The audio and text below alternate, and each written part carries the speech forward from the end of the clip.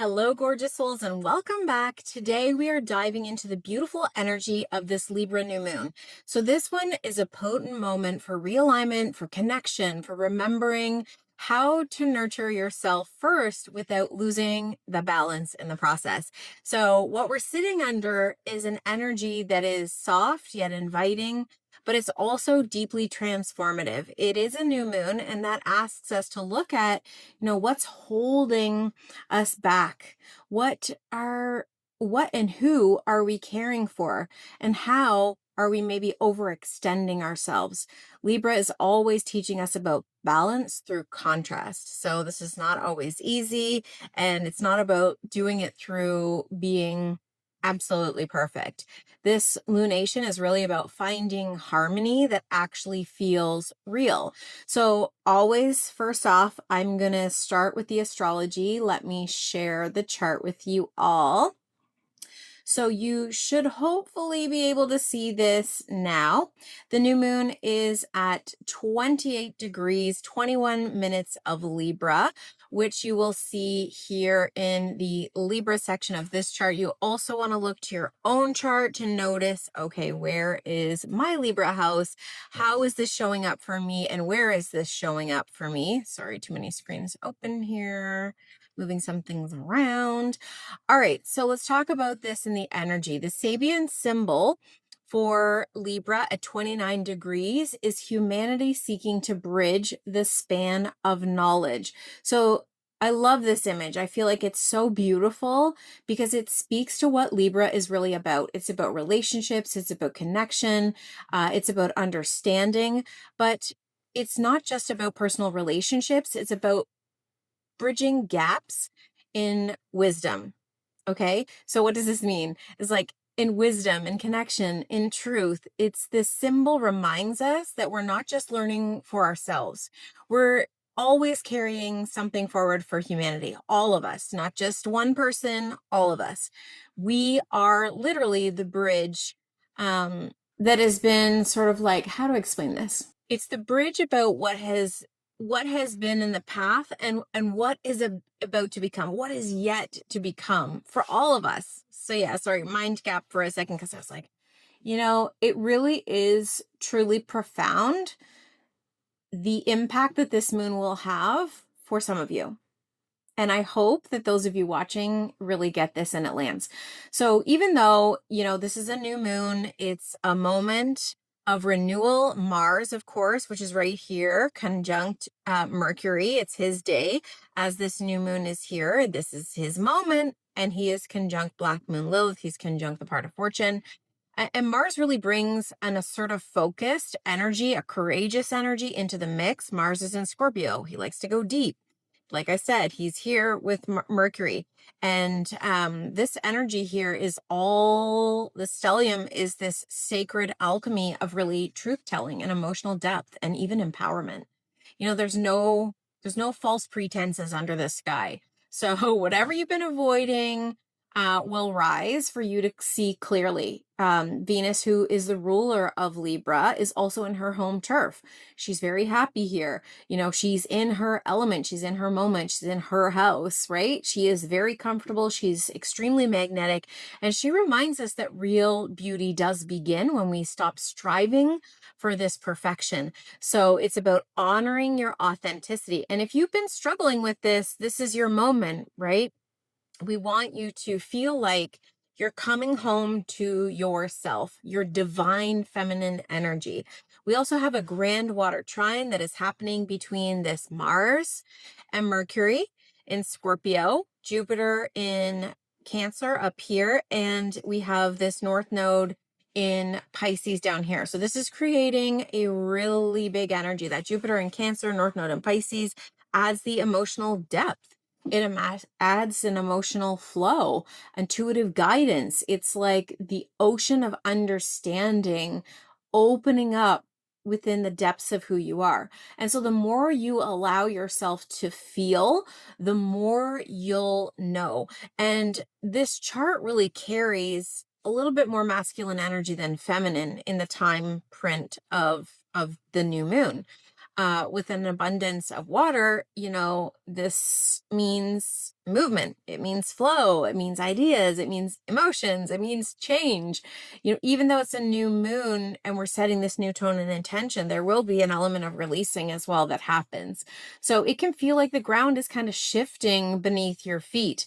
If you didn't sleep the night before, that is also, it can be due to this Neptune here creating a little bit of fun. Yeah. And as the earth is sort of moving maybe beneath your feet, it's doing something that is creating space for something new. Okay. We also have some tension with the T square involving Pluto and also that Chiron and Eris. So when I'm looking here, we're looking at Pluto, we're looking at Chiron and Eris over here. There is a little bit of tension going on with that.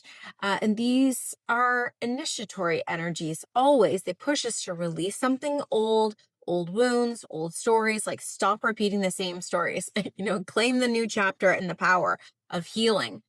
And this is not always easy. Sometimes we get very comfortable with old stories and we keep replaying them. We keep playing old roles. That's another thing. If you're playing an old role in your family, in a relationship, like you got to stop that shit because it's not helping you, right? Now, I want to show you the human design chart because we're going to move into the energy of the HD to sort of give you a new perspective, and then we're going to land the plane. We're going to come back to both of them. Okay, friends, now let's take a minute and dive into the human design chart. I'm going to share my screen with you so you'll be able to see the energy here of this human design chart. All right, so this is part 2 that we're moving into. And in this layer of the new moon, this is where the energy gets to flow a little bit more. I like to think of the astrology as the foundation and the human design as sort of that energetic movement and flow area of who we are and how we experience these energies of new moons and full moons. So before I dive into the content of the human design, I want to preface it with this. I use Karen Curry Parker's quantum human design language. If you do not understand, the words or whatever I'm using, just listen in, lean in. How does it feel for you? And then you can go and research it in the language that you use. I just love her language. I find it to be soft and lovely and delivers the message the way it needs to be delivered. Anyway, so this imprint is a pure generator chart. It's a 3-5 profile. It's the martyr heretic, which just means like we're really learning through experiencing and then we're teaching from that lived wisdom. I also want to mention that pure generator energy is so sacral. It's like gut level knowingness, really trusting your intuition, really understanding. So the sun and the moon are both sitting in gate 50. This is the gate of nurturing. This flows from the spleen center over here. And it asks us, how do we care for others while we're also caring for ourselves? It's really, truly about responsibility. It's about integrity and balance in service. It's usually service to others. So when we're overgiving or we're taking on too much, the energy of this gate can feel absolutely exhausting. But when we're nurturing it with more awareness, more love, it can become very regenerative. Now, I think the world is kind of sitting in heavy and exhaustion, but there is an opportunity here to look at where we're over delivering for others and where we can kind of come back and nurture ourselves a little bit. The earth here sits in gate 3. This gate of innovation runs off the sacral center. So the sacral center is down here. And this energy grounds us through creation, through curiosity. It reminds us that the best way to feel stable right now is to stop trying to control everything and stay open to what is unfolding currently in your life. When we move into Venus, and remember, Venus is the ruler of this particular new moon, she's in the gate 18. The gate 18 runs off here. Again, the spleen center. Very intuitive, very connected. This is the gate of realignment. She's asking us here to look at what isn't working and how can we lovingly adjust what's not working. This isn't about harsh judgment or criticism. It's about refining the systems, refining your relationships and habits that maybe keep you in better integrity with your own truth. And I will say the gate 18 can also be a little bit of a perfectionista. So if you have gate 18 energy, and we're all experiencing this, because if you notice, this chart is like wide open. There's a lot of wisdom to be gleaned from this particular moment in time. And what we do have access to, or a better understanding of, is that sacral intuitive guidance, that gut level knowingness, and the pressure to get something going.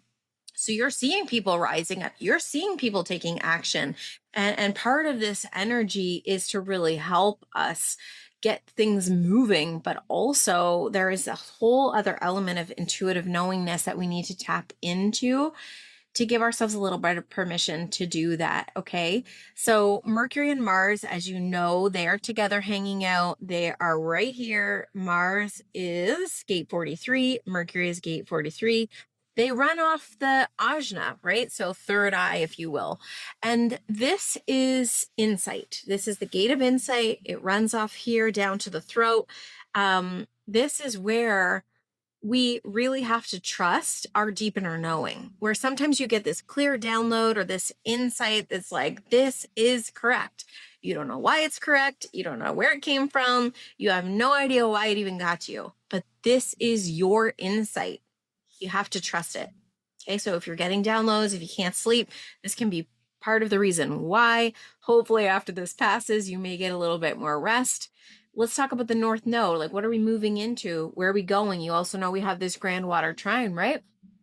So that North Node has been in the gate surrender, gate of surrender, off the emotional solar plexus. Emotionally, we are being forced to release control, and that feels very uncomfortable for us type A personality control freaks. And maybe it's not about that. Maybe we're not control freaks. Maybe we're not type A. Maybe we just needed to create a sense of safety and security because we didn't have enough of that in our lives up until this point. Something to think about. So as we're surrendering, it's not in the sense of giving up. It's almost an invitation to allow the universe to co-create with us, whatever that looks like for you, God, source, spirit, universe, whoever. Getting into this play and this creative opening. We are really in a creative opening right now. So the South Node, which is that opposite to our North Node, where we've been as opposed to where we're going, is in gate 47. This is helping us to release these old, outdated mindsets that we're done with. This gate helps us to relieve some of this mental pressure that's been keeping you up, that's been keeping you stuck. The best way to relieve that pressure is to jump forward and, jump off into this river and see where it takes you and allow yourself to experience what is here for you. Okay. Jupiter, who is in gate 62, so the North Node, Jupiter, and that Mars, who is with Mercury, are creating that grand water trine that we talked about. So listen to the energy here of Jupiter, because this is going to kind of bring it in for you. That invites us, gate 62 invites us to create preparation, to become more precise. It's, we're doing this work behind the scenes. You've been doing it for some time, and maybe now it's starting to make a little bit of sense of what you've been up to. Saturn, who's in the gate 36, is opening the door to more exploration, more life experience. Neptune in gate 25, who has also been here for a really long time, is at 0 degrees of Aries. This is a critical turning point and is going to move back into Pisces. When Neptune moves back into Pisces, and I'll just say he's in gate 25 now, but that's going to shift over the next little while. This will be the last time he's in Pisces in our lifetime. So get it right and tight. This is about really allowing yourself to connect to the highest version of you. What do you want? What do you desire? What would you love to have if you didn't have any limitations? And that can be very hard for people to even think about. But it's really important that you get emotionally connected to like what would feel, it's more about feeling than it's about thinking, would feel really good to you. Because this is your opportunity. And if this opportunity passes you up, this is the final time you will miss the boat. So that's that. Okay. Pluto in gate 60 reminds us we've got to conserve our energies. Down here, he's like, you only have so much of it, right? Conserve your energy and transform only what is truly ready to be transformed. Okay. Also, we have this Chiron and Eris in gate 42. This is the medicine of closure. It's a time to finish going around on the hamster wheel. It's a time to finish up, deal with these old wounds that are keeping you from going into your next evolution. There may be a story, there may be a pattern, there may be something that you're just playing on repeat and you're like, oh my gosh, I keep playing this role and I'm just over it. Please be over it. Let it go. Be done with it. Even though this is a new moon, honest to God, it's time to let it go. So having said all of that, let's kind of land the plane, land the energy here. Let's bring it all together, tie it up in a pretty little bow, and then set you loose on this new moon. So when we're weaving together the astrology and the human design, the message becomes clearer. This is why I do not understand how people can just have one and not the other. So you who are here are getting the impact of like this full picture. And then we're even looking at the Sabian symbol to sort of bring you into what could this all mean for you? What are you going to do with it, right?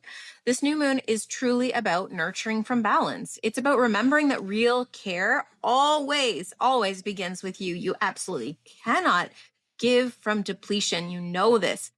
When you give from depletion, you're actually offering fragments of your power, which is leaving you with literally nothing, not even a spark. Okay. But when you give from this place of fullness, you can create ripple effects that transform absolutely everything around you. That Sabian symbol is here to remind us that your experiences, your lessons, your insights, they're not meant to be kept in a tiny little box somewhere very deep within you. They're meant to be shared, right? Don't hold on to this wisdom like you are meant to share all of the beautiful parts of who you are. That's the greatest gift. You're meant to embody it, to live it, to teach through your being. And honestly, you being you is the biggest gift that you can give to the world. This is truly the bridge that we're building between old and new, past and future. You know, what we've been learning and discovering, and like we've been on a crash course path to learning and discovering over these last 5 years, you know, what we're still discovering and learning. So let yourself share some of the wisdom you've gleaned, because there are people who are struggling. Obviously, I think everyone in their own way is been challenged a lot this year. So under this new moon, because it's a new path, it's a new initiation, it's a new opportunity, give yourself permission to pause. Give yourself permission to recalibrate, to nurture your dreams, to nurture your body, to realign the way you love, you give, and receive. And if you're struggling to receive, which I know a lot of women do because they give so much to everyone else and they don't give back to themselves. They don't even know how to give back to themselves. They haven't even really truly experienced what it feels like to receive that. And this is where tuning forks and the work that I've been studying and finishing up certifications in is so beautiful, because there are ways in which we can tune the back of your body, the back chakras, to help you learn how to receive, to let in, to refill your cup. So if that's something you're interested in, I'm going to put a link below to my receiving sessions, and maybe that's something you want to try out. So here are 4 questions you're going to ask yourself on this new moon. Number 1, what am I ready to release? What are you ready to release? What are you ready to let go of? What are you ready to nurture? What are you ready to nurture and put your energy towards? What truth is waiting to be spoken? And what dream are you finally ready to bring to life? Like, this is your great opportunity to do that. So let the answers rise in their own time. Don't pressure yourself. Don't feel like it needs to be perfect. Don't force clarity. You know, you being guided to remember your rhythm and your own energy is what we're in right now. So this moment is a time to trust your intuition, trust your timing, trust your inner knowing. You are not trying to chase any moments. You literally are the moment. And again, I will repeat this. The greatest gift you can give to yourself is allowing yourself to be who you truly are, without the mask, without the facade. Like, who are you? Who do you want to be? What pattern are you done repeating? What pattern are you done? What role are you done playing? And like, who are you ready to just express yourself as, and to really step into? Whatever that is, I support you fully. Jump into it. And if this message today resonates with you, take a deep breath. Let it land. You're right on time. Make sure you subscribe to my channel for more of these cosmic conversations. And if you want to go deeper into your chart, into a receiving session, learning about more of what your energy has in store for you, you can find everything you need to know on my website, tarakinden.com. Remember this: you are the bridge between wisdom and creation. The more you remember that, the more magnetic you will become. So thank you, my loves, for being here. Thank you for sharing your energy with me. Please share this with a friend who may need to hear this today. And until next time, I will see you in the next video. Take care, everyone.